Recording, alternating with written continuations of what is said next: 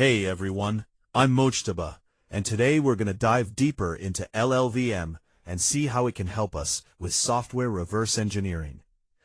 Let me start with an example from human language. Language is really just a form of human thought.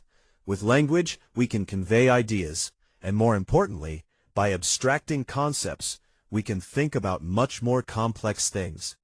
For example, if someone asks you to imagine the number 10, you can easily picture 10 sheep in your mind.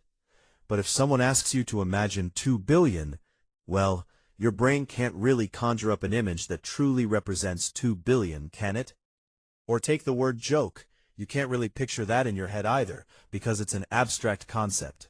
Okay, so now that we understand how language helps us think bigger, let's talk about why algebra was invented. In this example, you can see how hard it is to explain a math problem using just words. That's exactly when humans came up with algebraic expressions, a way to explain mathematical problems in a clear, abstract form. It's basically a language, but for math. And suddenly we could solve much more complex math problems way more easily, thanks to numbers and algebra. But after a while, we hit the same wall again. Now we had these super powerful computers, but to use them, someone, a programmer, had to manually translate algebraic expressions into machine language one by one. This was super time-consuming and error-prone. So at this point, humans needed something to reduce the complexity, something that could take human-like statements and hand them over to the computer in a language it could actually understand.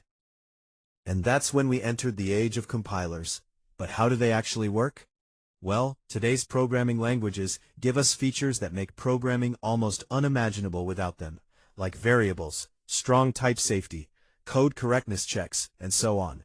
None of these exist in machine language.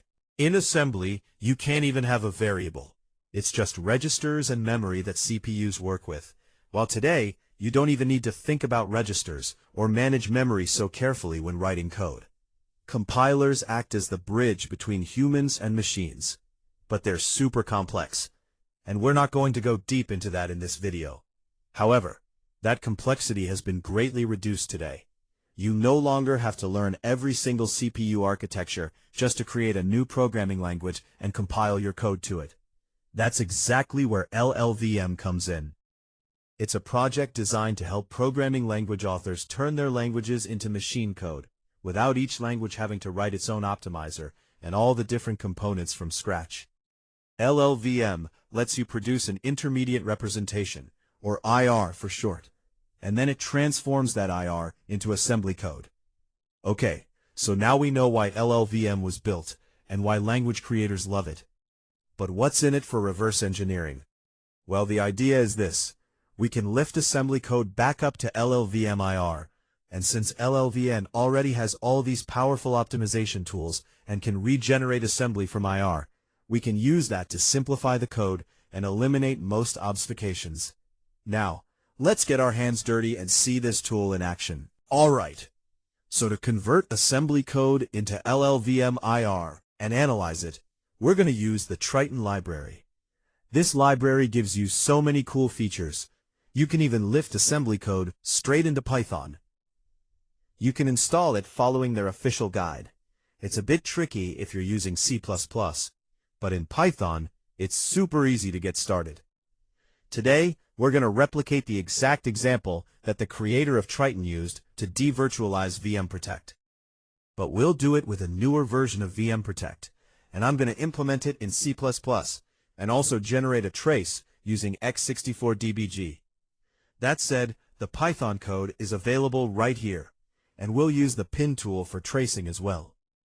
So we have a function here that takes two numbers as input and returns their XOR.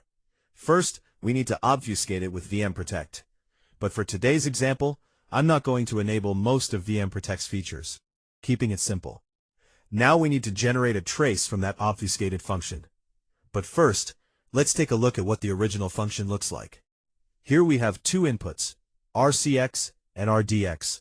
From their values, you can tell these are the function arguments, and the result is stored in RAX.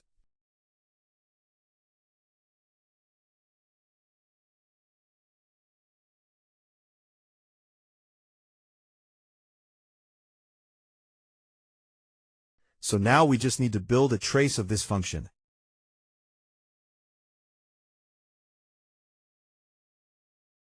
Next, we have to convert the x64db trace into something Triton can understand. Basically, I just saved the registers and the executed assembly instructions into a file. Now we want to lift the code and figure out what formula RAX follows based on RCX and RDX. So here I told Triton to assume RCX equals X and RDX equals Y. That way, we get back an algebraic expression at the end.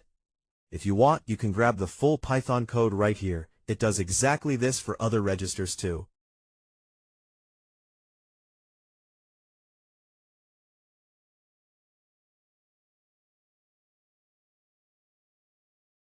And look at that. It correctly identifies the formula for EAX. You see, this library is packed with features. It can even perform simplification for you.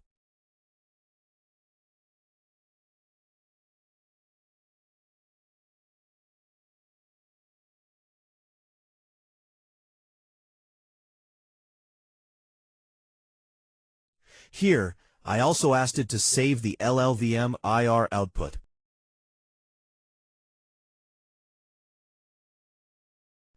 And this is essentially our function.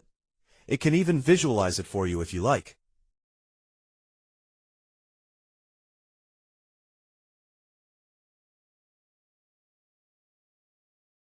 Of course, it's not perfect. Sometimes it's not super simple or precise. But it definitely helps us understand what a piece of code is really doing. And now we can even take that LLVM IR and turn it back into an executable or assembly code. And as you can see, the code is correctly transformed. It's even more optimized than the original function. Well, that's all for today. Thanks so much for watching.